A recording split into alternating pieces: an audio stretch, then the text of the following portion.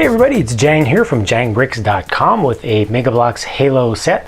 This is set number 97017. Came with 1,241 pieces, and it's called Countdown. Countdown being a reference to the multiplayer level in Halo Reach that featured and had you running around a UNSC Sabre base or launch facility. This right here, the center of the entire set, is a UNSC Sabre, that ship. Lots to look at here, so let's quickly get through the minifigs. It's 6 figures in total. This is a UNSC technician. I'm personally not a big fan of the Bloks figures that have realistic human faces on them. They tend to look a little bit too clean, I think, for the theme. But this guy is in a pretty clean, indoor kind of uniform, so I actually think that looks fairly appropriate and more appropriate than those faces usually do on these dudes. And he has a gunmetal gray Magnum pistol that he's holding onto right there. This next one is billed as a UNSC sergeant, and you can see he's got some kind of dirtification going on with his outfit. I think this is really done well. Dark green overall, has some gunmetal accents and black, and has a lot of flat black paint washed over it, that thin wash that just makes it look a lot more realistic. Now, on this one, the face does not look so appropriate. It looks too clean. Overall, I think that the body of this one is looking really good. Oops, the whole thing, just the face, like I said, is too clean. Once again, one more gunmetal gray Magnum pistol right there. Next over, we get a couple of Marines. You can see that they have the same torsos, the same everything except for the head and the weapon. So this guy here has that older style of assault rifle, and you can see he's got goggles on. Those are actually covered in gold. I really like this color scheme that's used on both of these guys with that kind of sand green color contrasted against the fairly reddish brown that they use. I think that just looks great. And then this one also has, well, both of these also have the flat black wash going over them. You can see that kind of brings out some of the details and the crevices and the creases and such. And then this guy over here has a heads-up display, single eye sight covering over one eye. And he's also got a Magnum pistol, and both of them have the backpack on the back, which goes perfectly with the overall color scheme. Now, for our Spartans, we get 2 Spartans in this set. Well, kind of 2 1/3. I'll show you what I mean in just a second. First off, on the left here, a Grenadier, and he's done properly. He's got the extra sensor array up in the helmet above it.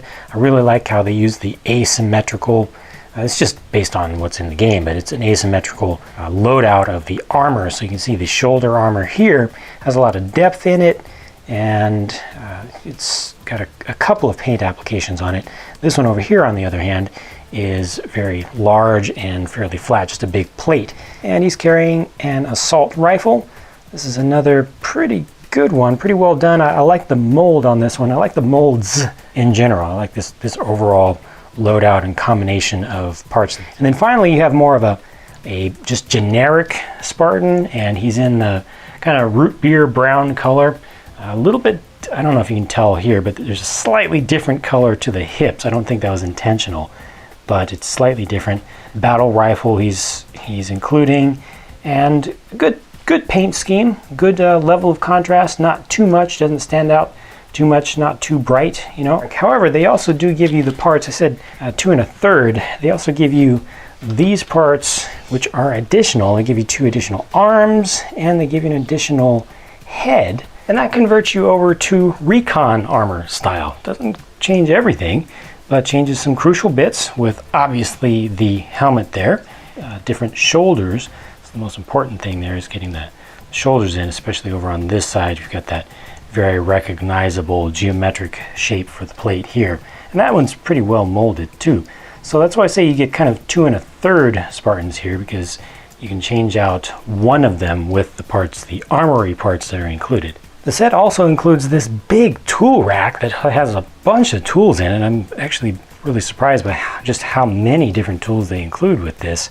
And it's just a lot of stuff that you can use to equip into the hands of your ground crew And this is just showing you kind of how everything fits together overall. They've got this little cove for your little tool rack to fit into, and the craft itself, the Sabre, is interesting. It's actually not attached to the back like it's a launch structure. It's actually just sitting on the base down here, and it's not attached at all, not a single stud. You can just pull that right off.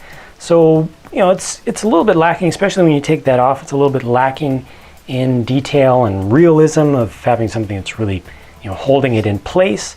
But on the other hand, this is great for playability because you can easily just grab it. You don't have to worry about things getting caught and having to line things up perfectly to set it back in place for display. It's just really easy this way. So I will take this off for now and show you that soon. But for now, let's just finish looking at the rest of this. You can see very, very tall. You've got these floodlights up the top. It's nice. A couple of rows of lights along the side. Lights, little transparent pieces used in between all the way up, a row of them across the top. Over here, this platform for getting your pilot in there is actually able to rotate, so that's really nice. You can rotate it out of the way and kind of simulate a safe liftoff that way. Got a little stairway coming up to here, and then this is a control room. Here's a little bit closer look at that. We can see a little bit more of the detail on top with just some sensor items.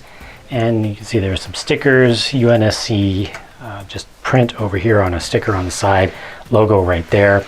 You can see angled, transparent black pieces. You've got a doorway here. Let's go ahead and look at it from the back. So here you can see that there is a display, a little computer display, which is indicating the status of systems on board the Sabre that's on this launch pad. There's also a sticker over here.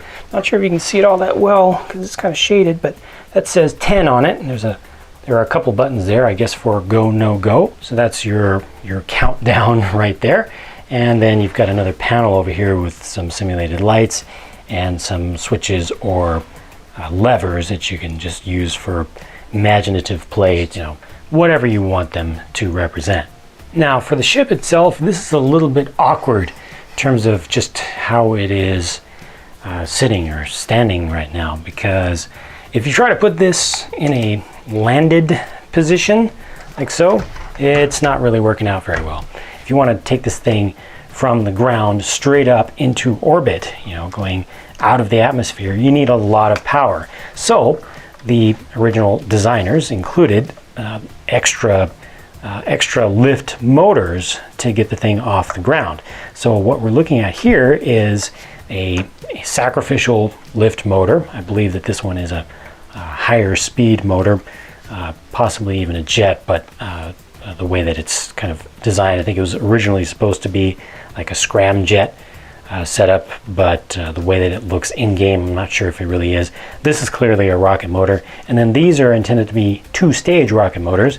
And these things around the edges are intended to be disposable fuel tanks that come off. So what happens is you launch, right? You launch all engines going full blaze, and then as you get up into the atmosphere or get past the atmosphere, right around the edge so that you can drop these things and they'll disintegrate on the way back down, you pop these off. So this is going to, whoa, there we go, pop off. It actually slides in with a pin.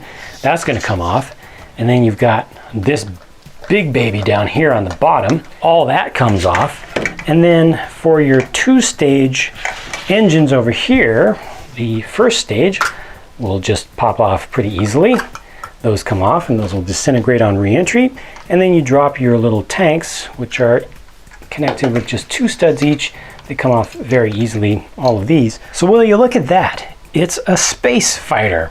Right on. Now it looks familiar. Now it looks the way that you would expect to see it flying around, or the way that you would expect to see it landed on ground or on a ship, wherever it's going to be going. It does have little landing pads down on the bottom. The build of this thing took a long time, and it's once again, it's a very solid build. Mega Bloks is pretty consistent in avoiding hollowness. So just about everything that can be solid is, and it's all bricks and plates and plates and bricks and slopes and bricks and plates and plates and plates and plates and slopes. So many pieces going into making this thing the best representation they could within reason of the actual in-game thing, and it looks good from every single angle, let me tell you. Technically should have been different looking with these outer engines versus the inner ones, but it's really not bugging me because the rest of them is looking really good. They put so much work into getting all the different angles throughout the wings and the various humps and shapes, even on the sides, all these different angles, getting the little stabilizers angled out at 45-degree angle roughly. All this in here, this is a really interesting space just geometrically. This is actually a sliding canopy. It looks very nice, and does house one figure, a single figure.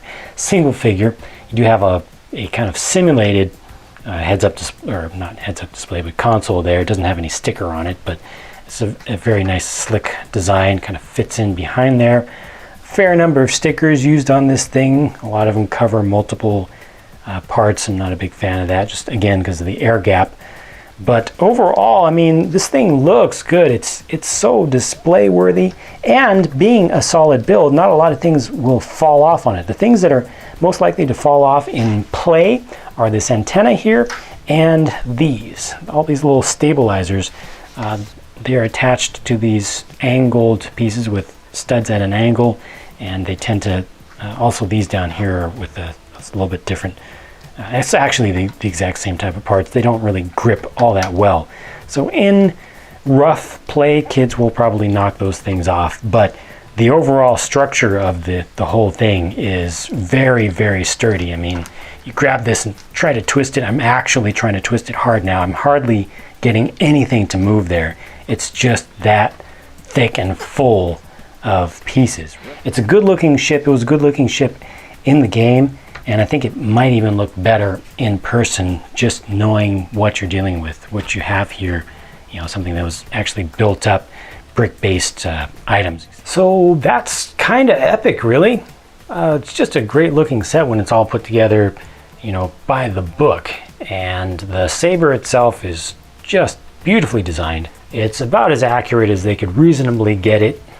The proportions are not all entirely just right, but you look at it without looking at it too closely, side by side in pictures with actual renders from the game, and you'll think that it's spot on. It's nice that they gave you a large structure to go with it. I really like this little control room area over here, and the fact that they gave some fairly realistic access with ladders going up and stairs going up all the way. And the only last thing that I haven't talked about is value here. When this first came out, it was originally $100 in the United States, and with over 1,200 pieces, the value on price per part is pretty decent, especially when you consider that that includes 6 minifigs and a handful of pretty large parts. I think that the value there was pretty good, but now you can find it in stores for $75, and that's just a great deal. A very, very satisfying and fulfilling build, and I'm happy with how it all turns out in the end. So that's it. Thank you very much for watching this review of the Countdown set. Hope you enjoyed that. If you didn't enjoy it, please do hit thumbs down on the video. I appreciate it when folks hit thumbs down, because it's the exact same thing as hitting thumbs up. Helps me to get more views. Be sure not to watch videos about stuff that you just don't want to watch in the first place. But if you do like to watch this stuff, reviews that I do and custom stuff, be sure to come back soon, because I do new videos on a very regular basis, and you can follow all of my updates at jangbricks.com. So I hope to have a chance to talk to you again soon in the next one. Bye for now.